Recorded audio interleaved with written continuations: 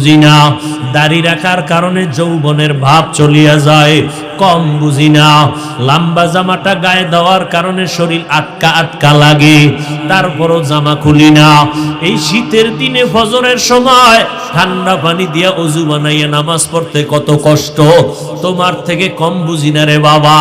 আজকে যদি আমি এত গালি শুনতেছি, এরপরও নামাজ ছাড়ি না, বেপরদায় চলি না, হালাল খাই, ও বাবা পাও দূরে দূরে তোমাদের বুঝাই, এর একমাত্র কারণ আমার মাওলার কথা সত্য, আল্লাহর কোরআনে কোনো ভুল নাই, নবীর কথায় কোনো ভুল নাই।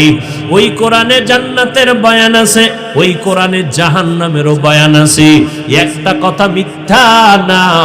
ও বাবারা তাকায় দেখো, তোমার মতো যুবক জেনারেল লাইনে পড়ছে, জীবনে মাদ্রাসায় পড়ে নাই, তাকায় দেখো স্কুল কলেজে পড়ে এখনো নামাজ ছাড়ে না। নাই, বিবেকটারে প্রশ্ন করো, তুমি কেন পারবা না রে বাবা? তোমার মতো যুবক আজকে দেখো কৃষি কাজ করে, নদীর মধ্যে মাছ ধরে না, মাছ ছাড়ে না, তুমি কেন পারো না রে বাবা? তোমার মতো যুবক সন্তান র্যাব আর্মি পুলিশ বিডিআরের চাকরি করে, নামাজ ছাড়ে না, বলো বাবা তুমি কেন পারবা না? ও যুবক, তুমি একটা আদর্শ ডাক্তার হও, আমি দোয়া করে গেলাম। তুমি একজন ইঞ্জিনিয়ার হও, তুমি একজন প্রফেসর হও, তবে আমার দাবি বেয়াদব হইও না। তোমার আচরণে যেন আলেমরা কষ্ট না পায়, তোমার ব্যবহারে যেন মা বাবার অন্তরে কষ্ট না যায়, তোমার ব্যবহারে যেন মুরব্বীরা কষ্ট না পায়। এই উত্তরবঙ্গের একটা ঘটনা একজন আল্লাহর ওলির জবান থেকে আমি শুনছি। একটা সন্তান যুবক সারাদিন দুষ্টামি করিয়া সন্ধ্যাবেলা ঘরে গেছে, ঘরে যাইয়া আব্বা জানের কয়, আব্বা জান আমাকে 10,000 টাকা দাও। সন্ধ্যার টাইমে বাবায় বুঝতে পেরেছে, এখন যদি আমি বাচ্চাটারে টাকা দেই 10,000, আমার সন্তান বন্ধু বান্ধব নিয়ে মদের আড্ডায় যাবে, আর ওখানে গিয়া নেশা পান করে মাতাল হয়ে যাবে। বাবায় বলে, খবরদার, আমি তোমাকে একটা টাকাও দিব না। সন্তান নিজের রাগটারে দমন করতে পারে না, বারবার বলে, আব্বা জান 10,000 টাকা দাও, 10,000 টাকা দাও, 10,000 টাকা দাও। বাবায় বলে, আমি দিবই না, দিবই না, দিবই না। সন্তান রাগকে কন্ট্রোল করতে না পাইরা এইবার বাবার টাকার মায়ায় পড়িয়া বাবার উপরে ক্ষিপ্ত হইয়া বাবার গায়ে হাত তোলা শুরু করলো, বাবার উপরে প্রহার শুরু করলো। এমন ভাবে আঘাত, বুড়া বাবা রাস্তার আওয়াজ, রাস্তার পাশে ঘর, সন্তানের আঘাতে বাবায় মাটিতে পড়ে গেল, রক্ত বের হয়ে মাটির জমিন লাল হয়ে গেল। পেছনের ঘরে আম্মা জান এই অবস্থা দেখে একটা দৌড়াইয়া সন্তানের পা জড়ায় ধরছে আর বলে, বাবা তোর বাবারে আর মারবি না, তোর পায়ে ধরে মাপ চাই, তুই বাবারে আর মারিস না। মায়ের একটা লাথি মাইরা সন্তানটা এবার বের হয়ে গেল, হুন্ডা নিয়ে এবার চলতেছে, বন্ধুদের আড্ডায় যাবে। মাওলার কুদরত, সন্তানটা হুন্ডা চালাইয়া যায়, ওদিকে মা আসমানের দিকে তাকায়া চিল্লায় কয়, হে মালিক, আমার সন্তানের ফিরাইয়া দিও না রে মালিক, এই সন্তানের মার আর কয়দিন খাবো, হেদায়াত থাকলে দিও, না হয় সন্তানের মুখ আমি মায়েরে দেখায়ও না। দরজাটা ভিতর দিয়ে এমন ভাবে আটকাইছে, সন্তান যদি আইসা দরজা ভাঙ্গে তারপরও আর দরজা খুলবে না মা, এমন ভাবে আটকাইয়া দিল। বাবায় বিছানায় শুয়ে কাঁদতেছে, মাও কান্না করে, রাত্র গভীর। এদিকে আমার মাওলার কুদরত, যুবক ছেলেটা হুন্ডা নিয়ে রাস্তা দিয়া যায়, তাকায় দেখি রাস্তার পাশে এরকম প্যান্ডেল একজন আল্লাহওয়ালা বয়ান করে মা বাবার খেদমতের উপরে। যুবক ছেলেটা হুন্ডা থামায় দাঁড়ায় দাঁড়ায় বয়ান শুনল, আল্লাহর ওলিদের বয়ান। মনে হয় যেন কঠিন, বড় আকর্ষণ অন্তরে। যুবকের হৃদয়টা চুম্বকের মতো একটা টান দিছে। যুবক দাঁড়াইয়া কিছুক্ষণ বয়ান শুইনা হুন্ডানার মধ্যে তালা মাইরা মাঠের পিছনে বসে গেছে। আল্লাহর ওলি এমন বয়ান দিলেন, এক পর্যায়ে যুবক ওই পিছনে বয়া কান্না শুরু করলো। কান্না করতে করতে এক পর্যায়ে মাটিতে গড়াগড়ি খায় চিৎকার শুরু করলো। ওই যুবকের চিৎকারে পুরো ময়দানটা থরথর করে উঠল। সবাই নজর করে আছে। আল্লাহর ওলি বয়ান করার মধ্যে নজর পড়ে গেল। হুজুরে বয়ান থামায় বলে, যুবক বাবাটারে আমার সামনে নিয়ে আসো। সামনে নিয়ে আসলো। হুজুর মোনাজাত দিলেন। মোনাজাত দিয়া বিদায় দিয়া যুবকটারে আইসা ডাক দিয়া কাছে আইনা কয়, বাবা এত চিল্লায় কান্না কেন? আমি তো দেখলাম তুমি হুন্ডা থামায় এখানে আসছো, মনে হয় মারাত্মক কোনো অসুবিধা তোমার আছে। এবার যুবক হুজুরের পা জড়ায় কয়, হুজুর আমারে আল্লাহ মাফ করবেনি। এই দুনিয়ায় বোধহয় আমার মতো খারাপ কোনো সন্তান নাই। বলে, বাবা কি করেছো? বলে, আমি আমার বাবার গায়ে হাত তুলেছি, আমি আমার মায়ের গায়ে হাত তুলেছি। আমার জাহান্নাম ছাড়া উপায় নাই। হুজুর আমার উপায় কি হবে? একটু তওবা করাইয়া দেন। আমি আর জীবনে বুঝি মাপ পাবো না রে হুজুর।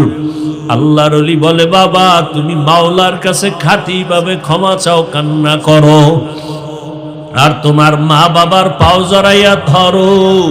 মা বাবায় যদি মাফ করিয়া দেয় আমার মাওলার আরশ খুশি হয়ে যাবে। মা বাবায় খুশি হয়ে গেলে আল্লাহ খুশি। এবার হুজুরে দোয়া টোয়া করে দিলেন। রাতের গভীরে যুবক ছেলেটা বাড়িতে রওয়ানা। দরওয়াজার কিনারায় গভীর রাত। ডাক দিয়া কয়, মা আমি দরজার সামনে হাজির, দরজাটা খুলে দাও রে মা। মা কোনো ডাকের সাড়া দেয় না, জবাব দেয় না। মা তো ভেতর থেকে দরজা আটকাইছে, সন্তানের আর ঘরে ঢুকাইবে না। সন্তান এত ডাকে, মা সাড়া দেয় না। যখন চিল্লাইয়া কান্না শুরু করছে, মা ডাক দিয়ে কয়, আমার ঘর তোর জন্য বন্ধ করে দিছি, আর জায়গা হবে না। আবার কি মারতে আসছো? সন্তান এবার চিল্লায় আর কাঁদে আর কয়, মা আমি বেয়াদবি করেছি, আমার একটু সুযোগ দাও, আমি ক্ষমা চাইয়া তার উপরে ঋণ আদায় করব। মা আমি জীবনে আর বেয়াদবি করব না।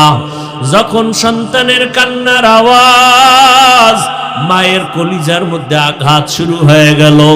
দরজাটা খোলার পর সন্তান বাবার পা জড়ায় কান্না শুরু করলো।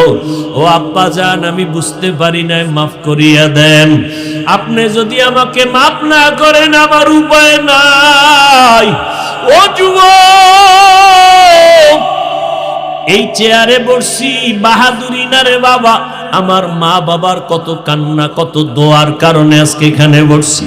ও বাবারা, তোমরা যারা আজকে এখানে আসো, মা বাবার দোয়া কান্না ছাড়া কিন্তু কেউ পরীক্ষায় পাস করতে পারো নাই। মা বাবার চোখের পানি দোয়ার কারণে আজকে টাকার মালিক হয়ে গেছো। মা বাবার চোখের পানি আর দোয়ার কারণে আজকে বাড়ি গাড়ির মালিক, সম্মানের চেয়ারের মালিক। আজকে ওই মা বাবা যার দুনিয়ায় নাই, সাদা কাপড়ের প্যাকেট বানায়া কবরে রাখছো।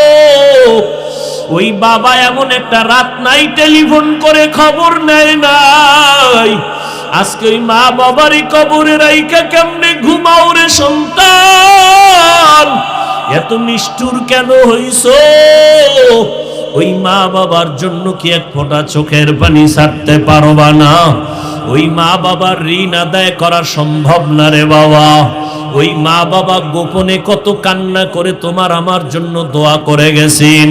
ওই মা বাবায় যদি মানুষ না বানাইতেন, মানুষ হইতে পারতাম না। ও যুবক বাবারা, এই অল্প বয়সে কে না জানি মায়ের কষ্ট দিয়া কাঁদাইছো, কত বাজে কথা বলছো, মা জানি কষ্ট পাইয়ে গোপনে কান্না করেছে। একজন আল্লাহর বান্দি স্বামীর সাথে রাতের বেলা বিছানায় শুয়া শুয়া কাঁদতেছে। স্বামী বলে, বিবি কেন কাঁদো? বলে, আমার মনে কষ্ট। কি কষ্ট? বলে, একটা সপ্তাহ হয়ে গেল আমার সন্তান আমাকে মা বলিয়া ডাক দেয় না। কেন? বলে একদিন একটা অন্যায় করছে, আমি রাগ করছি। সন্তান ওই রাগে অভিমান কইরা এখন আর আমারে ডাকে না, ঘরে আইসা খানা খায়া চুপচাপ নেমে যায়, আমার দিয়ে তাকায় না, মা বলে না। স্বামী বলে বিবি একটু ধৈর্য ধারণ করো, একদিন দুদিন একটু দেরি করো, দেখবা সন্তান ভুল বুঝতে পারিয়া কাছে আসবে। আম্মা জান কাঁদে আর কয় স্বামী বুঝাইতে পারি না, আমি যতই ঘুমানোর চেষ্টা করি আমার ঘুম আসে না, খানার প্লেটটা নিয়ে বসি আমার মুখে খানা যায় না, কারণ আমার কাছে লাগে খানার থেকে ঘুমের থেকে আমার সন্তানের মা ডাকে এত মজা। ও যখন আমাকে একবার আম্মু বলিয়া ডাক দেয় আবার কলিজা ঠান্ডা হইয়া যায়। ও যুবক, ওই মাকে জানি কারা কাঁদাইছো, বাসায় যাইয়া মাকে ডাক দিয়া ক্ষমা চাইয়া দিও। মাকে বলিও মা আজকে এত বিশাল ময়দানে বয়ান হইল রে মা, কত আমার মতো যুবকেরা দেখলাম কান্না করলো, চোখের পানি ছাড়িয়া মোনাজাত করলো, আর আমার চোখে পানি আসলো না। মা মনে হয় জানো গুনার কারণে আল্লাহ বেজার হয়ে গেছি। মা তুমি যদি একটু মাথায় হাত দিয়া দোয়া করিয়া দেও, আল্লাহ হয়তো রহমতের দরজা খুলিয়া দিবে। ও এতিম বাবারা, আমার মায়ার নবীও বড় এতিম। আমার মায়ার নবী দুনিয়াতে আইসা বাবার চেহারা দেখেন নাই, 6 বছরে মা হারাইয়া নবীর চোখে পানি, ওই নবীর শরীরে মশা মাছি পড়া হারাম। যেই নবীর শরীরে মশা মাছি পড়ে না, ওই নবী উম্মতের জন্য দিনের দাওয়াত দিতে তায়েফে যায়। তায়েফের কাফের বেঈমানের বাচ্চারা পাথর মারিয়া নবীর শরীর মোবারকে রক্ত ঝরায়। আমার নবীর শরীর থেকে রক্ত পড়ে জুতা মোবারক আটকাইয়া যায়। আমার আল্লাহ কয় জিবরাইল জলদি করে যাও, আমার মায়ার নবীর কান্না আমি সহ্য করতে পারি না। ও এতিম নবীর আশিক উম্মতের দল, ওই নবীর দিনের জন্য কি মায়া হবে না? ওই নবীর মোহাব্বত যদি অন্তরে থাকে রে বাবা, শয়তানের ধোকায় পড়ে গুনাহ তো কম করো নাই। আজকে থেকে মাওলার কাছে কান্না করো, চোখের পানি ছাড়ো, তওবা করো। কান্না যদি না আসে চেষ্টা করো বাবা। দুনিয়ার ঘরে আগুন লাগলে পানি ছাড়া ঠান্ডা করা যায় না, জাহান্নামের আগুন গুনার কারণে জ্বলতে থাকবে, পানি ছাড়া ঠান্ডা হবে না। তবে দুনিয়ার আগুনটা বৃষ্টির পানি নদীর পানিতে নিভানো যায়, জাহান্নামের আগুন চোখের পানি ছাড়া নিভানো যাবে না। এই জন্য আল্লাহ কোরআনেও বলেন কান্নার কথা। আমার নবীও জিন্দেগি ভর কান্না করেছেন, আবু বকরের মতো বান্দা জান্নাতের টিকিট পাইয়া কান্না করেছেন, ওমরে ফারুক কান্না করেছেন। সেই তুলনায় আপনার আমার তো আজীবন কান্না করা দরকার, যেই পরিমাণ গুনাহ করেছি। মানুষ আমার গুনার খবর জানে না, জানলে চেয়ারে বসতে দিত না। আল্লাহ পাক সব জানেন, এরপরও রাগ করিয়া খানা বন্ধ করেন নাই, বরং আমার আল্লাহ ডাকতেছেন বান্দা কই গেছো, আয় আয়।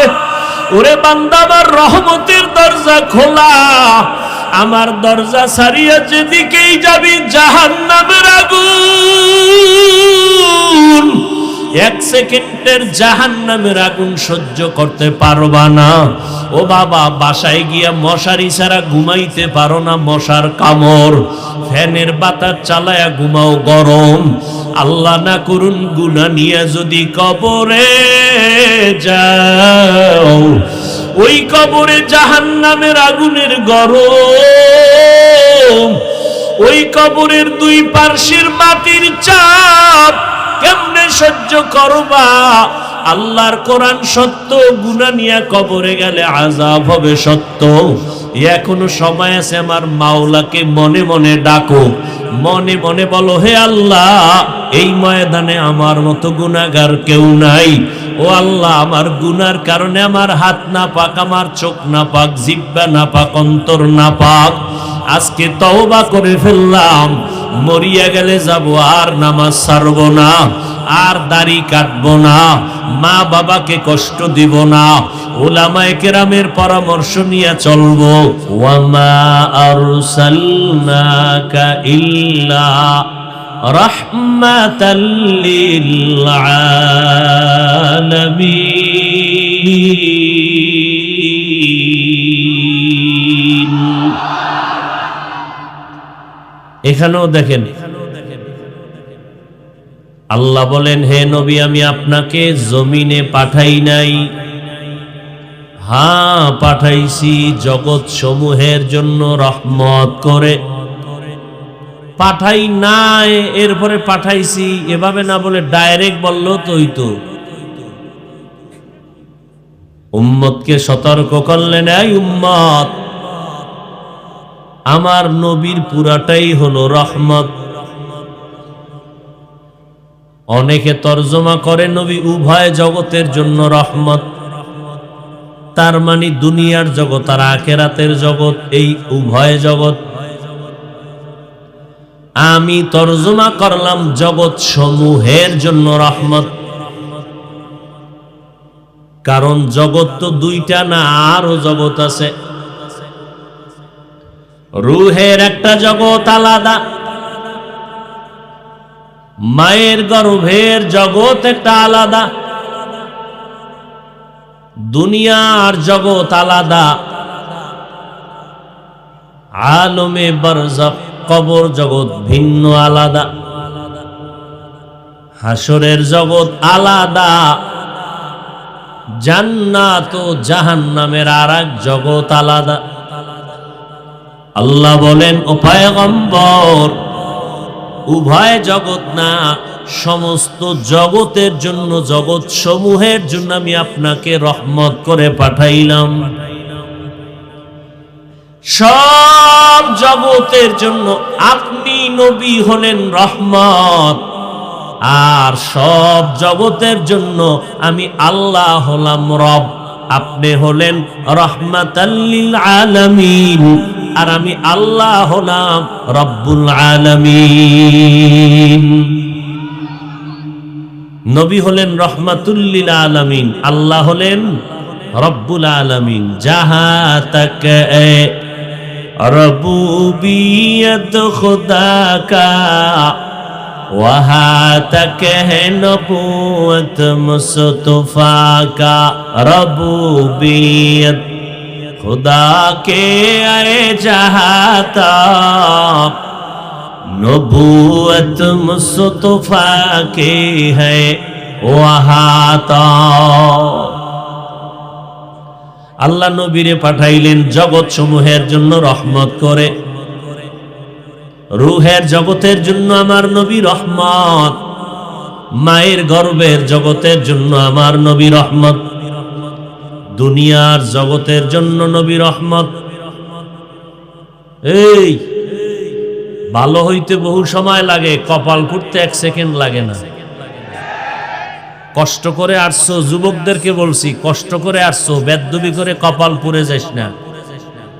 কানলেও কিন্তু ওই কপাল আর ফিরা পাবি না, বইলা দিলাম। এটা কান্নার প্যান্ডেল, এটা তওবা কবুলের প্যান্ডেল। কোনো চিৎকার দিবি না, খবরদার। এটা চিল্লা চিল্লির প্যান্ডেল না। যা বলি শোনার চেষ্টা করো। বহু কষ্ট করে আসছি, গাধার মতো, কুত্তার থেকেও বেশি দৌড়াদৌড়ি করি সারাটা জিন্দেগি ভর, 12 মাস। কি রৌদ্র আর কি বৃষ্টি আর কি দিন আর রাত। ওলামায়ে কেরাম ঘরের খবর নেয় না, স্ত্রীর খবর নেয় না, সন্তান সব বাদ দিয়া উম্মতের পিছনে 24 ঘন্টা দৌড়ায়। বিনিময় কি দিয়েছো জীবনে? কিচ্ছু দাও নাই। বিরোধিতা করেছো, গালাগালি করেছো, আর ফেসবুকে বিরুদ্ধে লিখেছো। আর কি করেছো? একটু আগেই বলছি ৭০,০০০ রহমতের ফেরেশতা, প্রত্যেকের সাথে আল্লাহ কাফেলা বানাইয়া দিছেন ঘর থেকে বের হওয়ার সময়। পুরা প্যান্ডেলকে রহমতের ফেরেশতারা বেষ্টন করে আছেন। এই রকম এক মজলিস আল্লাহ আরশে আজিমে ফেরেশতা দিয়ে বিলাইছেন এবং আল্লাহ বলতেছেন এই ময়দানের সমস্ত মানুষের জন্য ফেরেশতারা সাক্ষী থাকো, আমি সবার জীবনের সব গুনাহ মাফ করে দিলাম।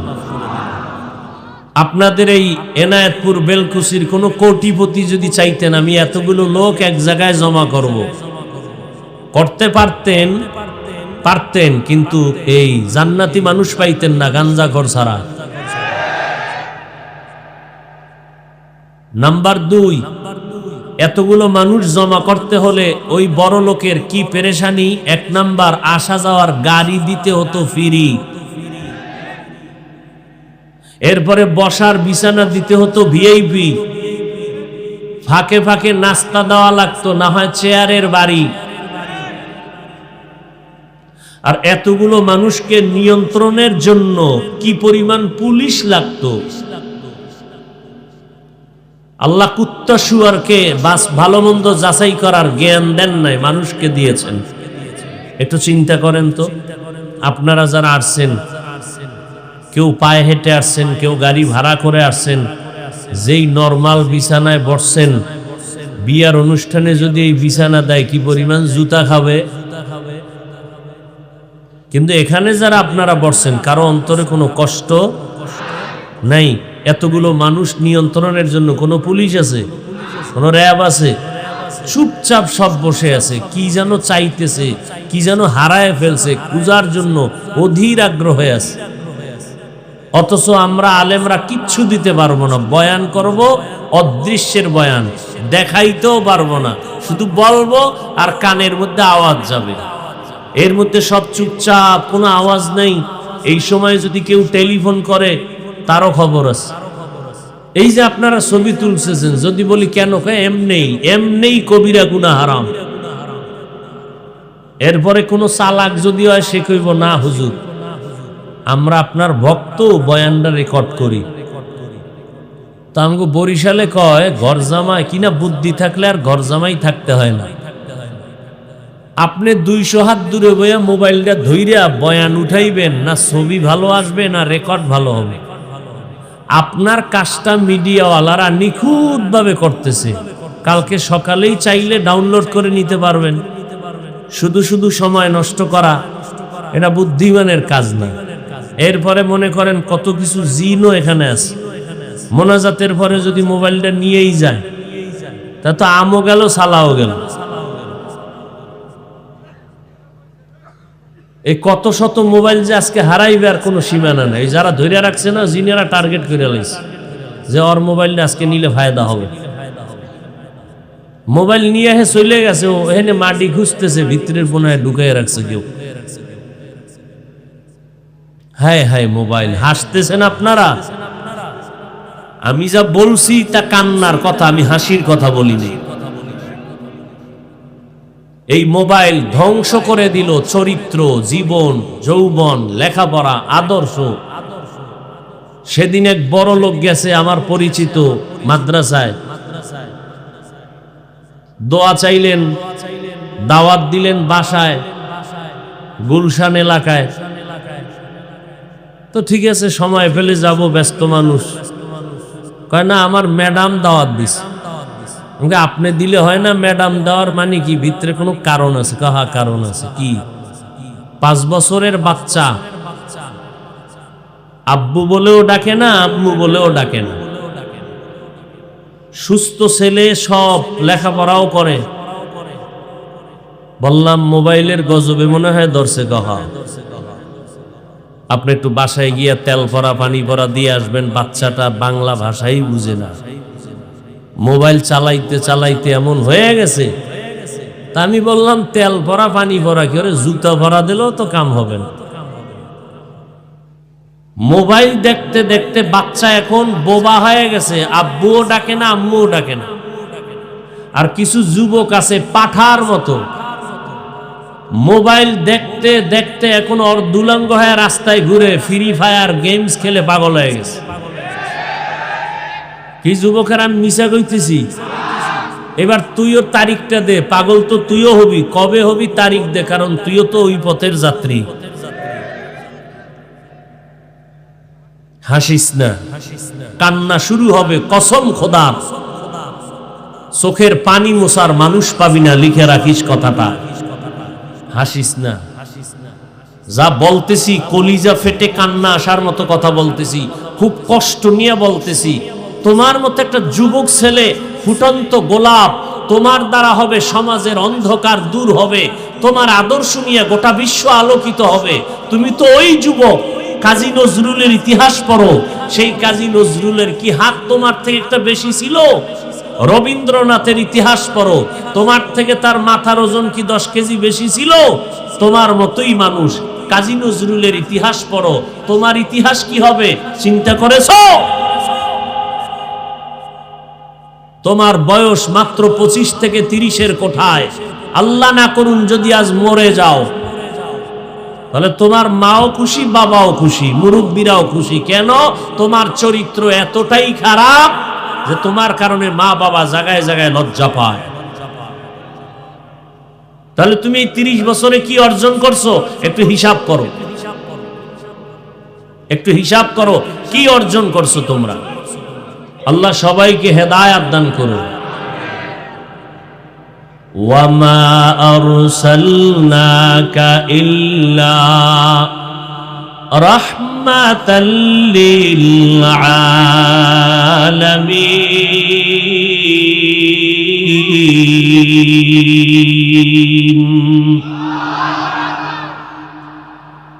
চরম এক কঠিন সময় আল্লাহ পাক আমার নবীকে পাঠাইলেন। রহমতের নবী আমার, রূহের জগতের জন্য কেমন রহমত, আলাদা আলোচনা। রহমতের নবী আমার, মায়ের গর্ভের জগতের জন্য রহমত, কবর জগতের জন্য রহমত। আমি শুধু দুনিয়ার জগতের জন্য নবী কেমন রহমত, এই বিষয়ে কিছু কথা বলবো।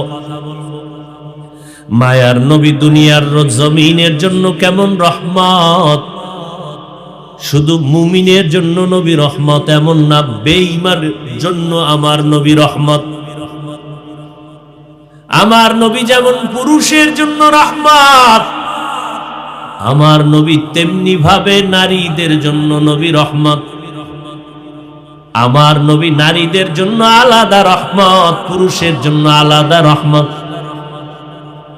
আমার মায়ার নবী শুধু মানুষ তা না, আমার নবী মানুষের জন্য যেমন রহমত, জঙ্গলের প্রাণীদের জন্য আমার নবী রহমত, সমুদ্রের প্রাণীর জন্য আমার নবী রহমত, আমার নবী উড়ন্ত পাখির জন্য রহমত, আমার নবী মরা গাছের জন্য রহমত। এমন একটা সময় আমার নবী জমিনের মধ্যে আসলেন, যেই সময় মক্কার মানুষের মতো চরিত্রহীন খারাপ মানুষ জমিনের কোথাও ছিল না। এতটাই তারা খারাপ, আপন বাবা হইয়া কন্যা সন্তান আসলে সন্তানটারে বাবা নিজে পাথর চাপা দিয়া মেরে ফেলে জবাই করে। কত খারাপ। বর্তমান দুনিয়াটাও কম খারাপ না।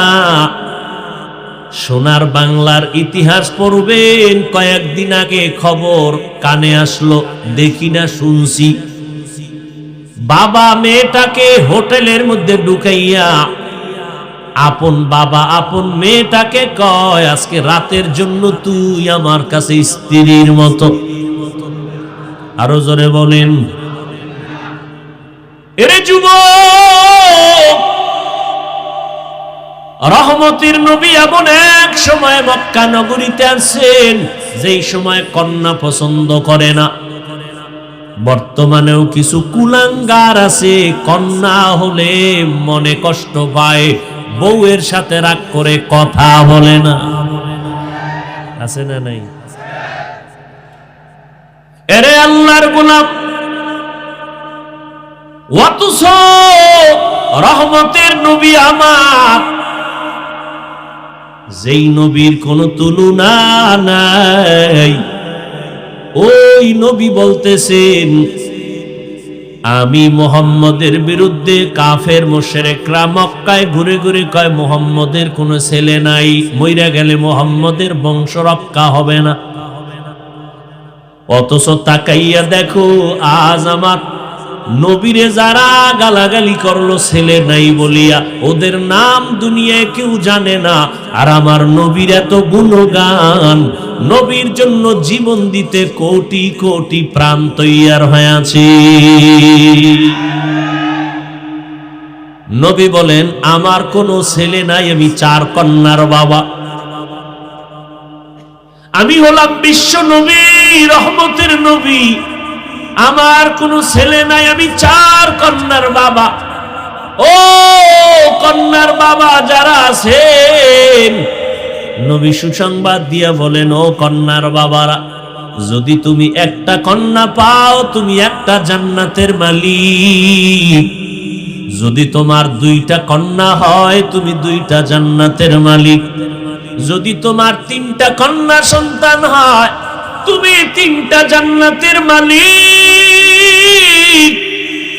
4টা কন্যা যদি পাও তুমি 4টা জান্নাতের মালিক।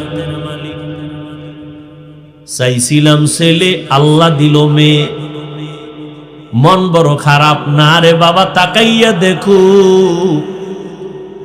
একজনের 5টা ছেলে আছে, 2টা মেয়ে আছে। খবর নিয়ে দেখো মেয়ের বাবার কাছে 5টা ছেলে, বাবার খবর নেয় না, মাইয়ারা বাবার কথা ভুলতে পারে না। ছেলেরা বাবারে খানা দিবে কি না দিবে কোনো গ্যারান্টি নাই, কিন্তু মেয়ে 1 ফোঁটা বিন্দু রক্ত থাকতেও মা বাবাকে ফেলে দিবে না। বাবা অসুস্থ হয়ে গেলে ছেলেরা শুইনাও কানে দেয় না, মেয়ে পাগল হয়ে যায়, পাগলের মতো দৌড়ায় আমার বাবার কি অসুবিধা হয়ে গেল। আমার মাওলায় দেখাইতেছেন,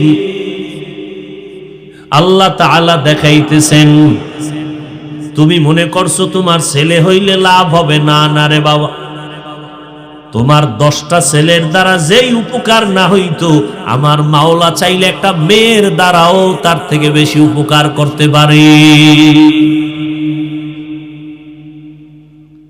ওই ছেলে হয়ে লাভ কি? কয়েক মাস আগে ঢাকা বাড্ডা থানা, কোটিপতির 2 ছেলে, বড় বড় শিক্ষিত, বাবায় মরে গেছে, বাবার লাশটা জমিনে পড়ে আছে। 2 ভাই বাবার টাকা নিয়ে ঝগড়া করলো, 24 ঘন্টা দাফনও করলো না বাবারে। এমন কুলাঙ্গার সন্তান জন্ম দিয়া কি লাভ হবে? আর এই সন্তানের বাবা দাবি করলে কি লাভ হবে রে বাবা? ওই মক্কার মানুষ এতটাই যে খারাপ, ওই জমিনের মধ্যে একটা সুন্দর আল্লাহ ঘর বানাইছেন, জমিনটা বানানো পরে পরে আল্লাহ ঘর বানাইছেন, নাম বাইতুল্লাহ। এমন একটা দামি ঘর, এই ঘরটার মতো দামি আর কোনো ঘর জমিনে নাই। ঢাকার জাতীয় মসজিদের দিয়ে তাকাইলে কোনো সওয়াব নাই, কিন্তু আল্লাহর ঘর বাইতুল্লাহর দিকে যে তাকায় থাকবে অনবরত আমল নামায় সওয়াব লেখা হবে। ইন্না আউওয়ালা বাইতিন উযিআ লিন-নাসি লাল্লাযী বিবাক্কাতা মুবারাকাও ওয়া হুদা, মুবারাকাও ওয়া হুদাল লিল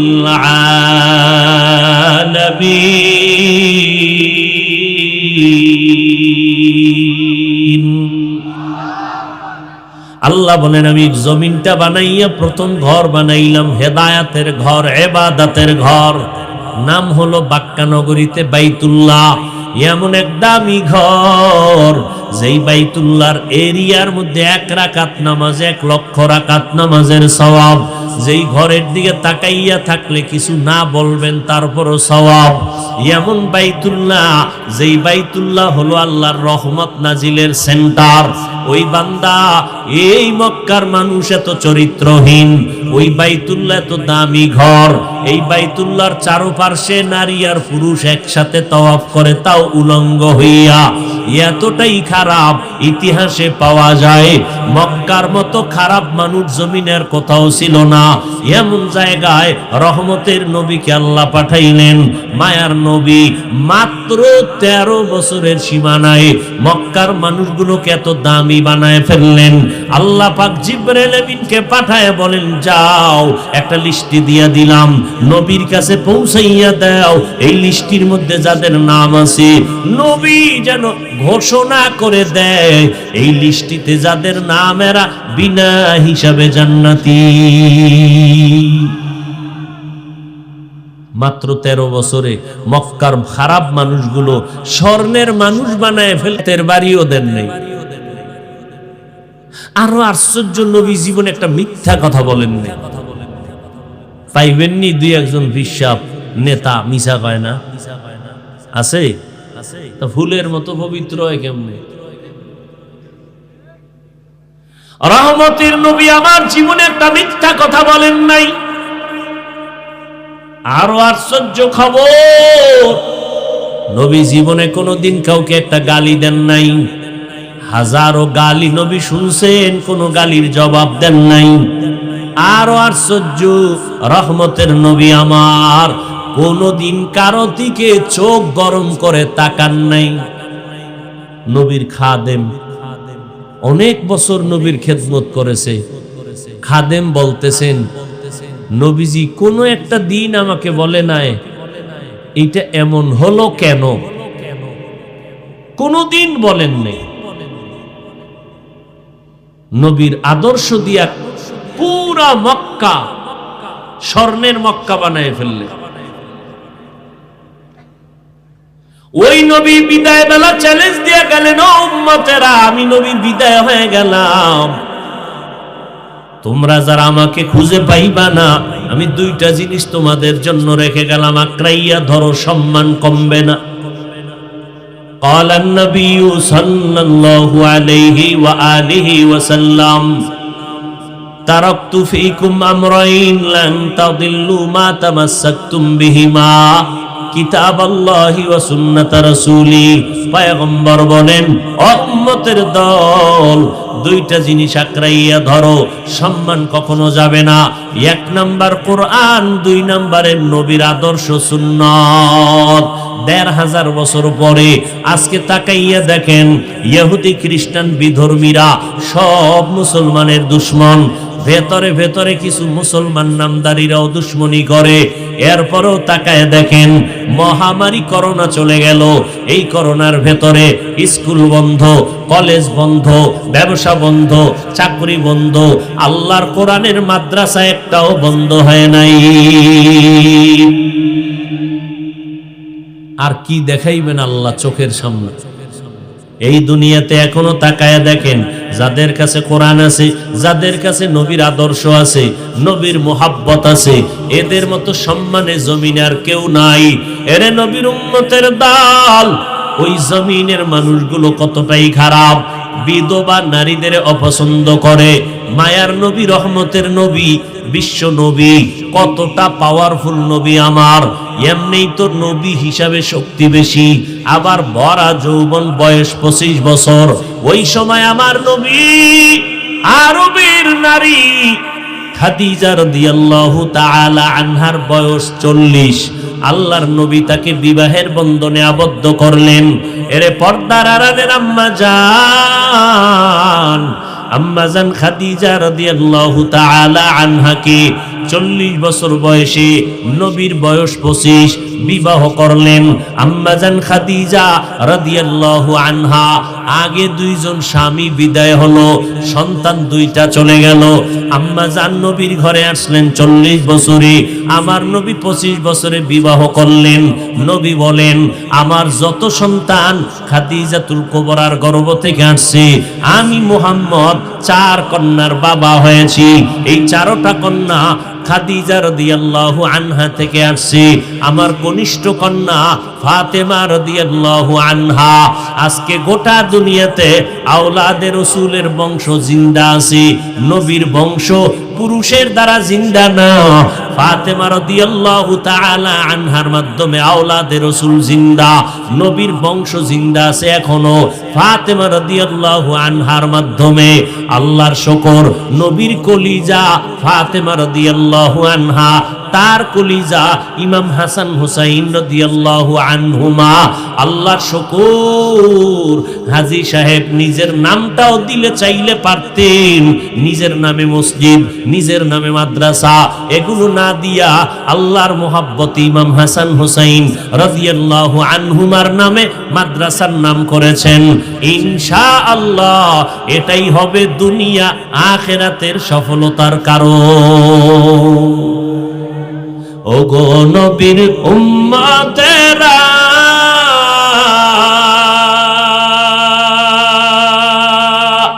হয়ে আজি দিশাহারা,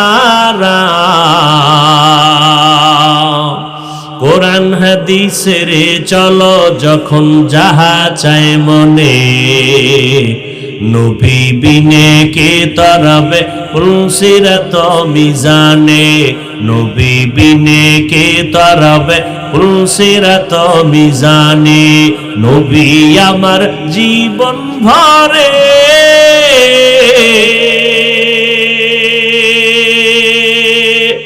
দিনের লাগি কষ্ট করে,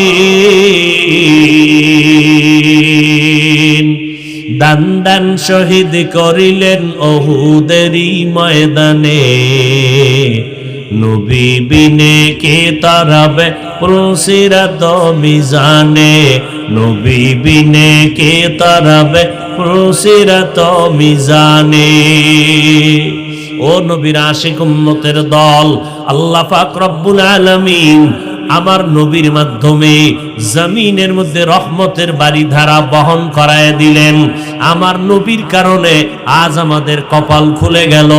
যদিও নবী নাই, নবীর উম্মত হওয়ার কারণে হাজারো অন্যায় করিয়াও আমরা পার পেয়ে যাইতেছি। ও নবীর আশিক উম্মতের দল, নবীর মাধ্যমে আল্লাহ বিধবা নারীর সম্মান বাড়ায় দিলেন, নবীর মাধ্যমে কন্যা সন্তানদের মর্যাদা আল্লাহ বাড়ায় দিলেন। এরে পর্দার আড়ালের আম্মা জানেরা, ভালো করে শুনেন, আপনাদের এত দাম, আপনারা নবী না, নবীদের মায়ের মতো মা, সাহাবায়ে কেরামের মায়ের মতো মা, আপনারা হাফেজ আলেমদের মায়ের মতো মা। এরে আম্মা জানেরা, আপনারা ফাতেমা রাদিয়াল্লাহু আনহার মতো নারী, খাদিজা রাদিয়াল্লাহু আনহার মতো নারী, আপনারা আয়েশা রাদিয়াল্লাহু আনহার মতো দামি নারী, ইসমাঈল নবীর মা হাজেরা আলাইহিস সালামের মতো দামি নারী, আপনারা ঈসা নবীর মা মারিয়াম আলাইহিস সালামের মতো দামি নারী। এরে আম্মা জান, আপনাদের অবদানের কারণে এই জমিনের মধ্যে দামি দামি সন্তান আসছে। আখিরাতের লাইনে বলেন আর দুনিয়ার লাইনে বলেন, মায়ের অবদানের কারণে সন্তান ভালো, চেয়ারম্যানের ব্যবহার ভালো, এসপি সাহেবের ব্যবহার ভালো, ডিসি সাহেবের ব্যবহার ভালো। খোদার কসম, এগুলো তাদের ব্যক্তিগত বাহাদুরি না, একমাত্র মায়ের দোয়া, মায়ের অবদান। মদিনাতুল মুনাওয়ারা থেকে ভারতের জমিনে একজন আল্লাহর ওলি আসলেন, খাজা মুঈনুদ্দিন চিশতি আজমিরি রহমাতুল্লাহি আলাইহি। ভারতের দাঁড়ে দাঁড়ে ঘুরলেন, বিধর্মীদের কাছে কালেমার দাওয়াত দিলেন। লক্ষ লক্ষ বিধর্মী কালেমা পড়েছেন খাজা মুঈনুদ্দিন চিশতি আজমিরি রাহমাতুল্লাহ আলাইহির হাতে। আজ বিধর্মীরা পর্যন্ত ওই খাজা মুঈনুদ্দিনের নাম শ্রদ্ধার সাথে বরণ করে নেয়। ও পর্দার আড়ালের আম্মা জানেরা, ভালো করে শুনে নেন, কিয়ামতের ময়দানে নারীদের অবদান হবে সবথেকে বেশি। আল্লাহ যদি কোটি কোটি কোটি মানুষের সামনে আল্লাহ যদি জিজ্ঞাসা করে, ও হাসরের মানুষ, আজকে কই ব্যক্তিকে আমি দেখতে চাই? প্রথম কে আমার নবীর হাতে হাতটা লাগাইয়া কালেমা গ্রহণ করেছো? প্রথম আমার মুহাব্বতের নবী, ওই নবীর সাথে কালেমা কে পড়েছো? প্রথম যে পড়ছো, দাঁড়াও, আল্লাহর কসম করে বলি, ও বৃহত্তর সিরাজগঞ্জের মানুষেরা একজন পুরুষও দাঁড়াইবার সাহস হবে না। একজন নারী হাসরের ময়দানে দাঁড়ায় বলবেন, ও দয়ার মালিক, আমি একজন নারী, তোমার নবীর হাতে প্রথম কালেমা গ্রহণ করেছি।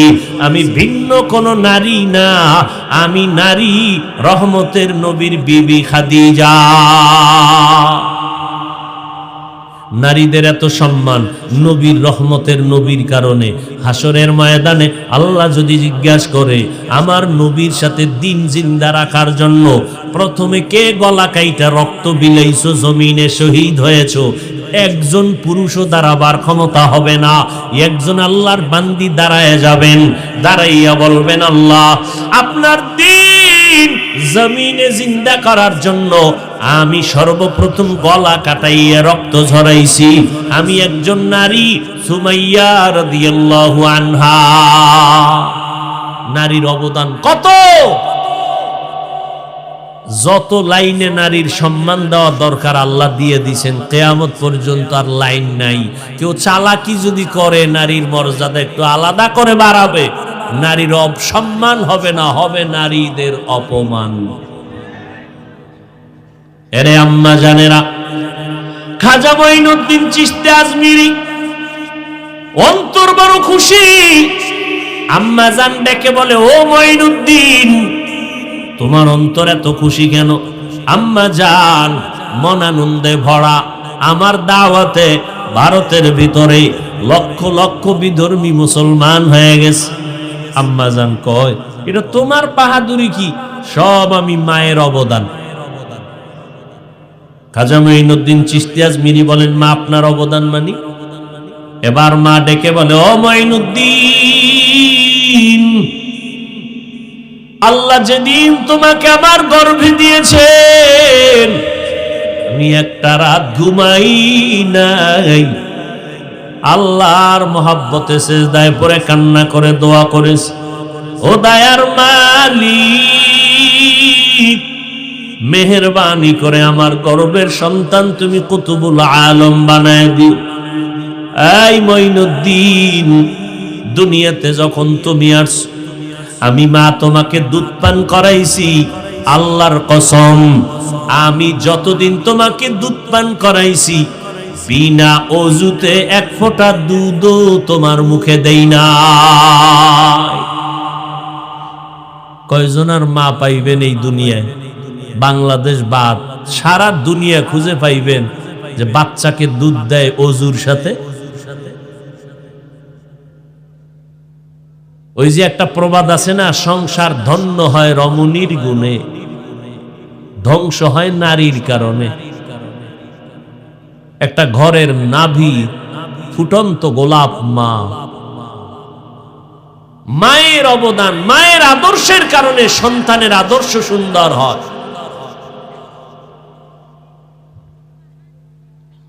নবীর একজন সাহাবী,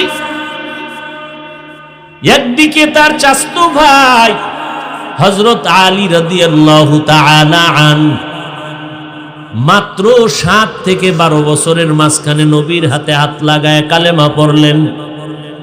হযরত আলী বলেন, আমার নবী আমাকে তার মোহাব্বতের কনিষ্ঠ কন্যা ফাতেমাকে বিবাহ দিয়েছে।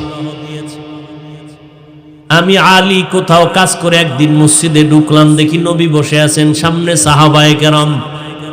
জটিল একটা প্রশ্ন চলতেছে, কেউ জবাব দেয় না। জটিল প্রশ্ন, এই দুনিয়াতে নারীদের জন্য শ্রেষ্ঠ গুণের নাম কি? কোন গুণটা নারীদের জন্য শ্রেষ্ঠ গুণ? নবীও বসা, সাহাবায়ে কেরাম বসা, কেউ জবাব দেয় না। হযরত আলী বলেন, আমি ভেতরে ঢুকলাম, বসলাম। কিছুক্ষণ পরে আমি ওখান থেকে বের হইয়া ঘরে গেলাম। ঘরের দরজায় গিয়ে সালাম দিলাম, আসসালামু আলাইকুম ইয়া আহলাল বাইত। ও সিরাজগঞ্জের মানুষ, নবী সুন্নত দেখায় গেছেন, ঘরে ঢুকলে জোরে সালাম দিবেন। সুন্নত আস্তে না জোরে? জোরে দিবেন, জিনেরাও শুনবে, ফেরেশতারাও শুনবে। শুধু তাই না, জোরে যদি সালাম দেন, ওই সালামের বরকতে যদি ঘরের মধ্যে বাড়ির মধ্যে খারাপ কোনো কিছু থাকে, সালামের বরকতে বের হয়ে যাবে। তাবিজ লাগাইছেন কেন? তাবিজ তো মদিনার নবী দিয়ে গেছেন। ঘরে ঢুকবেন, জোরে সালাম দিবেন, এটা বড় তাবিজ। আলাদা কোনো সুতায় তাবিজ লাগবে না, জোরে সালাম দিবেন। ডান পাও দিয়া বাড়ির মধ্যে ঢুকবেন, ঢুইকা সালাম জোরে দিয়া বিসমিল্লাহ পড়বেন, এরপরে দুরূদ শরীফ পড়বেন, কুল হু আল্লাহ সূরাটা পড়বেন। রিজিকের বরকত ছুটাইবে কে? আল্লাহ যেই রিজিক দেবে, খাওয়ার মানুষ থাকবে না। এই তাবিজ ব্যবহার করেন, খালি ঘুমায় ঘুমায় জান্নাত পাইবেন, আমল করবেন না। সহজ আমল। ঘরে ঢুকবেন, ডান পা দিয়া জোরে সালাম দিবেন, বিসমিল্লাহ পড়বেন, দরুদ শরীফ পড়বেন, এরপরে কুল হু আল্লাহ সূরা পড়বেন। রিজিকের বরকত বাড়ির মধ্যে বাড়তে থাকবে, কোনো খারাপ আসরওয়ালা জিনিস বাড়ির মধ্যে থাকবে না। এরে আল্লাহর বান্দা হযরত আলী বলেন, আমি বাড়ির দরওয়াজায় গিয়ে সালাম দিলাম, আসসালামু আলাইকুম ইয়া আহলাল বাইত। ফাতেমার কণ্ঠে ঘরের ভেতর থেকে জবাব আসলো, ওয়া আলাইকুমুস সালাম ওয়া রাহমাতুল্লাহ। দরজাটা খুলে দিলেন। আপনাদের কষ্ট হইতেছে মনে হয়, হ্যাঁ? আর একটু সামনে আগাবো। আল্লাহ সবাইকে কবুল করে। কিছু বেরান্না মানুষ আছে, 2 ঘন্টা বয়ান শুনবে, কিন্তু এই বরকতের মোনাজাতে অংশগ্রহণ করবে না। আসলে এটা কপাল। কপাল যদি খারাপ হয়, তা আমি হাফিজুর রহমান কেন, সারা দুনিয়ার হুজুরেরা কেন, স্বয়ং নবীও বয়ান করে কালেমা পড়ে না। এরকম 2-1 বেঈমানের নাম জানেননি? নবীর বয়ানেও কালেমা পড়ে না, কত বড় বেঈমান! নাম কি? আর কপাল যদি খুলে যায়, আল্লাহ যদি কপাল খুলে দেন, তাহলে নবীকেও জবাই করতে এসে কালেমা পড়ে। কে? এটা কপালের বিষয়। কপাল পুইরা গেলে নবীর বয়ানেও কালেমা পড়ে না, আর কপাল খুইলা গেলে নবীরে জবাই করতে এসেও কি পড়ে নেয়? কালেমা পড়ে নেয়। হযরত ওমর নবীরে জবাই করতে এসে কালেমা পড়ে, কত দামি হয়ে গেলেন। একটু চিন্তা করেন তো, বালিশে মাথা লাগায়, এটা কেমন মানুষ যে ওমর রাস্তা দিয়ে ঢুকলেই শয়তান টের পাইলে দৌড়। ওমর যেই রাস্তায় ঢুকে, শয়তান ওই রাস্তায় থাকে না, পালায় যায়। কেমন মানুষ, শয়তান ভয় পায়। আমাকে বাঙালি একটাই কয়, হুজুর শয়তান আমারও ভয় পায়। কেন? কয় আমি ওর থেকে বড় শয়তান। আমি যেই পরিমাণ শয়তানি আমি জানি, শয়তানও জানে।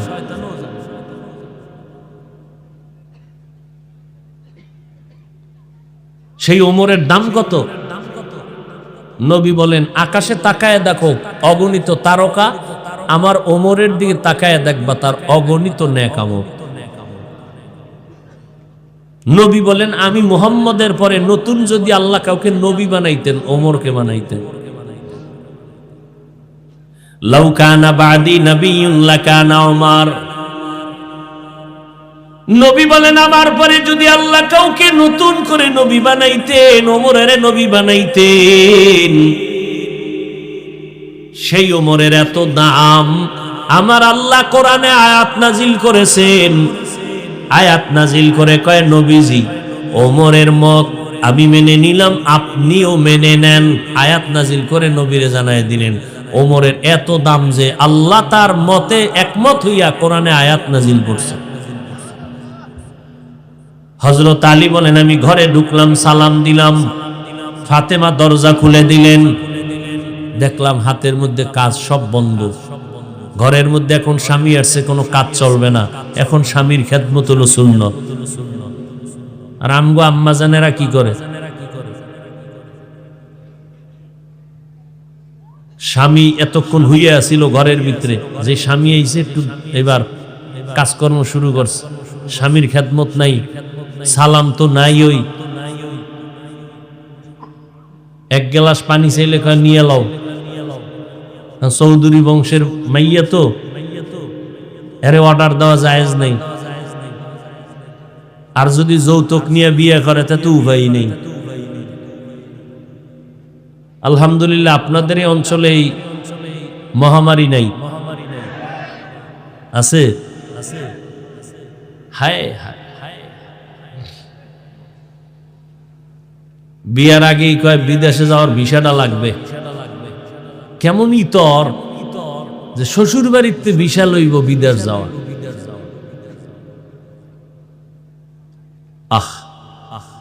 তো বিদেশ যাবা বউ কয় আমার ছোট ভাই আছে পাহারানে। কি আল্লাহ হেদায়াত দান করে। ওই যে একটু আগে কইছি না, যেই আকাম চলে এই জমিনে, মোহাম্মদের উম্মত না হইলে টের পাইতেন, ঘুমের তুইটা দেখতেন চেহারাটা শুকর বানরের মতো হয়ে গেছে। শুধু শ্রেষ্ঠ নবীর উম্মত হওয়ার কারণে আল্লাহ ইজ্জত নষ্ট করেন না, নবীজির মহব্বতে। ফাতেমা রাদিয়াল্লাহু তাআলা আনহা দরজা খুলে দিলেন। স্বামী ঘরে আসছেন, হালপুরসি জিজ্ঞাসা করেন কোথা থেকে আসলেন? রহমতের নবীর দরবার থেকে। আব্বাজান কেমন আছেন? আলহামদুলিল্লাহ, কিন্তু একটু পেরেশান দেখলাম। ফাতেমা রাদিয়াল্লাহু আনহা বলেন আব্বাজানের কি পেরেশান? কয়েকটা প্রশ্ন চলতেছে, দুনিয়াতে নারীদের গুণ কি, শ্রেষ্ঠ গুণ কি নারীদের? কেউ জবাব দেয় না। আমি এটা শুইনা চলে আসলাম। ফাতেমা তুমি পারবানি? ফাতেমা রাদিয়াল্লাহু আনহা বলেন স্বামী আমার রহমতের নবীর কাছে যাবেন, আব্বাজানের কাছে আমার সালাম দিবেন, আর জবাবটাও শুনায় দিবেন। দুনিয়াতে নারীদের জন্য শ্রেষ্ঠ গুণ হলো বেগানার নজর থেকে নিজেকে বাঁচাইয়া রাখা। হযরত আলী দৌড় নবীজির দরবারে, হাঁপাচ্ছেন, ঘাম। নবী বলেন এই আপনি একটু আগে গেলেন, আবার দৌড়ে আসলেন, কোথায় গেছিলেন? কয় ঘরের থেকে আসছি। তাই আমার কলিজার টুকরা ফাতেমা কেমন আছে? আলহামদুলিল্লাহ ভালো আছে। নবী জবাব পেয়েছেন না, আপনার ফাতেমা জবাব দিয়েছেন। তাই বলে হ্যাঁ, কি জবাব দিয়েছেন? হযরত আলী বলেন ইয়া রাসূলুল্লাহ। ফাতেমা রাদিয়াল্লাহু আনহা জবাব দিলেন নারীদের জন্য শ্রেষ্ঠ গুণ হলো বেগানার নজর থেকে নিজেকে বাঁচাইয়া রাখা। নবী বলেন আমার কলিজা তো আমার কলিজা ফাতেমা ছাড়াই জবাব আর কে দিবে? আমি দোয়া করি ফাতেমার জন্য। নবী এমন দোয়া দিলেন যে ফাতেমার মাধ্যমেই বর্তমান দুনিয়াতে রসুলের বংশ এখনো জিন্দা আছে। আওলাদের রসুল শুনেন না নাম আওলাদের রসুল? এই আওলাদের রসুল সব ফাতেমা রাদিয়াল্লাহু আনহার বংশ থেকে, তার মাধ্যমে। এরে পর্দার আড়ালের আম্মা জানেরা, ও যুবক, আমি যে এতক্ষণ চিল্লাইয়া তোমার পায়ে ধরে বিনয়ের সাথে কথা বলতেছি, দুনিয়ার সব ডাক্তারের একমত কথা বলার মতো কষ্টের আর কোনো কাজ জমিনের মধ্যে নাই। এরপরও বাবা এত কষ্ট করে বিনয়ের সাথে কথা বলি, একবারও কিন্তু বলি নাই বাধ্য করে যে আলেম হওয়া লাগবে, মাদ্রাসা আসতে হবে, স্কুল ছেড়ে দাও, বলি নাই রে বাবা। ও যুবক বাবা, আজকে তোমার মতো যুবকের দ্বারা কত আশা, কলিজা ভরা আশা। তোমার একটা যুবকের মধ্যে এত গুণ আল্লাহ দিছেন, গোটা দুনিয়াটাকে নিয়ন্ত্রণ করার মতো গুণ আল্লাহ তোমার মধ্যে রাখছেন, তুমি ব্যবহার করো না। ইহুদি বেঈমানেরা যদি দুনিয়া কন্ট্রোল করতে পারে, তুমি আমার নবীর শ্রেষ্ঠ উম্মত কেন পারবা না? তোমার মধ্যে সে মেধা আছে, তুমি কাজে লাগাও না, বরং দরওয়াজা জানালা বন্ধ করে সারাটা রাত মোবাইল নিয়ে কবিরা গুনাহ করে করে কাটাইয়া নিজের চেহারাটা নষ্ট করে ফেললারে বাবা। তোমার কিডনি নষ্ট, হার্ট দুর্বল, তোমার চোখের পাওয়ার দুর্বল, তোমার ব্রেন দুর্বল। ও যুবক বাবারা, মনে মনে কষ্ট নিও না। এই দুনিয়ায় যাদেরকে আপন মনে করো, কেউ কিন্তু তোমার আপন না, সব দুশ্মন। স্বার্থে আঘাত লাগলে মোবাইল বন্ধ, কথাবার্তা নাই। আর ওলামায়ে কেরাম যতই গালি দেও, তোমার সামনে যাইয়া হাসি মুখে সালাম দেয়, পারলে বুকের সাথে লাগায় নেয়। এত গালি দাও, তারপরও কিন্তু আমরা কিন্তু বধির না। তোমরা যত গালি দাও আমরা শুনি। পাঁচকুল্লির বিরুদ্ধে কত কথা, চরমনের বিরুদ্ধে কত কথা, সারসিনের বিরুদ্ধে কত কথা, পীর মাশায়েখের বিরুদ্ধে কথা, তাবলীগের বিরুদ্ধে কথা, কতই না কও। আমরা কিন্তু কোনোটার জবাব দেই না, সব জানি শুনি। এরপরও সামনে এসে সালাম দেই, বুকে হাত বুক লাগাই, একমাত্র কারণ নবীর আদর্শ লালন করি। ও যুবক বাবা, এক এলাকায় একজন আল্লাহর ওলি আছেন। মানুষেরা খবর পাইয়ে পাইয়ে মোলাকাতের জন্য যায়। শুই না একটা হিন্দু ছেলেও গেছে। হিন্দু ছিল, একটা সুদর্শন সুপুরুষ যুবক, টক টক চেহারা, যাইয়া হুজুরের লগে হাত মিলেছে। হাতটা মিলেয়া অ্যাকশন শুরু হয়ে গেছে। যুবক ছেলে অকপটে বলে ফেললো, হুজুর আমি কিন্তু সনাতন ধর্মের ছেলে। তাই না? কি কথা? হুজুর হাত ধইরা আর ছাড়ে না। এক দেনে চেহারার দিয়ে তাকাইতেছে, আর হুজুরের চোখ বয়া পানি পড়তেছে। যুবক গেছে ভয় পাইয়া, আরে আমি সনাতন ধর্মের মানুষ, একটু আইছি মহব্বতে। ওই আমি সেদিন ফরিদপুরে গেছি, এখন এক জায়গায় বসা বয়ানের আগে খানা টানা খাবো, তো একজনে বলতেছে দুইটা হিন্দু ছেলে আপনার সাথে একটু দেখা করবে, ভয় পাইতেছে, আপনি অনুমতি দিবেননি? পরে আমি বললাম হ্যাঁ নিয়ে আস। তো আসলো, অনেকক্ষণ বসাইলাম, নাস্তা দিলাম, কথা বললাম। হুজুর সবসময় বয়ান শুনি, মাশাআল্লাহ ভালো। আমাদের কোরআনের মাহফিলে এরকম অনেক জায়গায় অনেক বিধর্মীরা আসে না, আসে না? এখন যুবক ভয় পেয়ে গেছে, হুজুর মুসাফা করলাম, পরিচয়টা দিলাম, আপনি কাঁদতেছেন, কি বেয়াদবি করে ফেলছে? আল্লাহর ওলি কয় না বাবা। তো কাঁদেন কেন? আল্লাহর কুদরত দেখে কাঁদি। কি কুদরত?